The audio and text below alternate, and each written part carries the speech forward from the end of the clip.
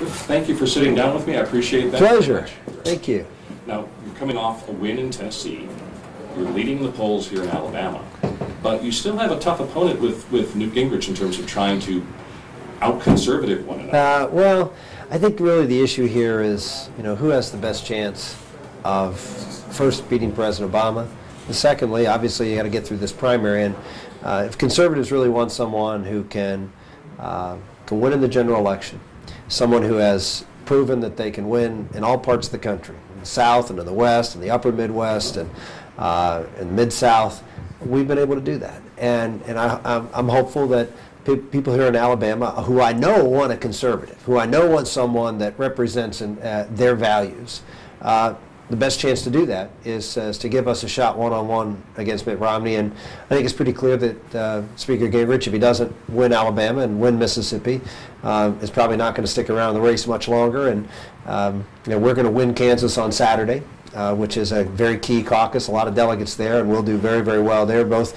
Governor Romney and Newt Gingrich have decided not to campaign there. So that's a good sign that they're ceding the field to us, and we're going to work it. We're going to work here. We're going to work Mississippi, and if we're successful in these two states, it's going to be a two-person race, and then we have a chance to have a conservative nominee. Now, suppose you do win the nomination. Of course, you'll have Republican support, but you're also going to need independents and maybe even a few Democrats. Sure. How do you think your platform is broad enough to encompass all that? I always remind people forget this, I represented Pennsylvania in the United States Senate. I won 2 statewide elections. In 1 year, George Bush lost the state by 5 points, and I won it by 6.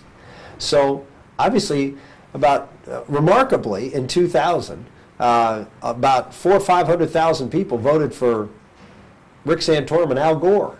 So that'll tell you that we have appeal in the sense that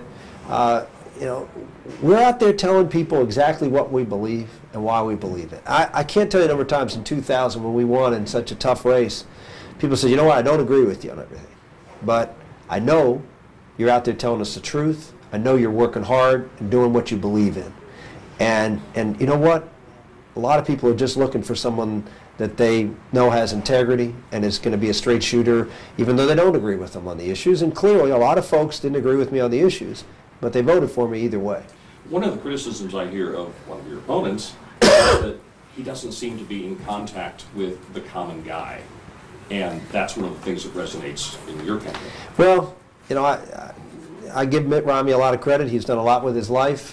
He had a good opportunities, and he took advantage of it. And I've come a different path. I mean, my mom and dad worked for the Veterans Administration, having joined there after World War II, and I grew up on VA posts and public housing, on apartments, and my friends were folks whose dad works at the laundry and at the mills, and that's where I grew up, and it was a great place to grow up. And I thought I was living as high on the hog as you could possibly live. I mean, it was just awesome. And I had I set my sights the opportunity to go. I went to a pretty good school, in my opinion, Penn State University, and so I went to a good state school and did well there, and continued to get my education, and I climbed up the ladder and scratched and clawed for every winner. I never was the candidate that anybody asked to run. I was always the outsider. I was always someone who, if I ever got the nomination on the Republican side because nobody else wanted it, because I was running against an incumbent and everybody else thought I was going to lose. And that's sort of the scratch and clawing that people in America do every single day to climb the ladder. And I think that story relates to people a little better than Governor Romney's. Now, what about, you talked about scratching and clawing. Do you think all of this fighting back and forth is divisive to the Republican Party, is weakening the Republican Party? I would just say that you got to go through the fire in order to get stronger. Temper that steel, and I think that's really what we're going through. I can tell you that just in the last few weeks, I think I've become a better candidate. You got to stay focused on the core issues and what matters, and talk about the things that are important to voters, and communicate that in a way that's convincing. And I'm hopeful that as we proceed on this campaign, and I think we're going to be here for a while, that the differences between Governor Romney and I will be clear, and the biggest difference is electability in the fall. And I know the media says, well, Governor Romney's more electable because And he's raised more money. well, it's one of the reasons. He's raised more money. Well, do you think whoever the Republican nominee is going to have more money than President Obama? President Obama hasn't spent a penny in the primary. I mean, he spent some money on his organization, but it's all geared toward the general election. And so we're not going to be the candidate that is going to be able to outspend Obama 5, 6, 7, 8, 9, 10 to 1 to win a state. It's not going to happen.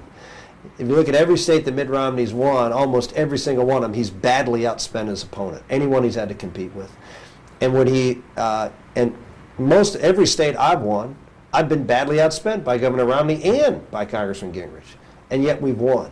That's probably a better model, looking at the general election, of someone who can, has either the personality or the character or the issues and vision that can move our country forward, that contrasts with Obama, is probably a better way of winning the general election than hoping that we can outspend the other person 5 to 1.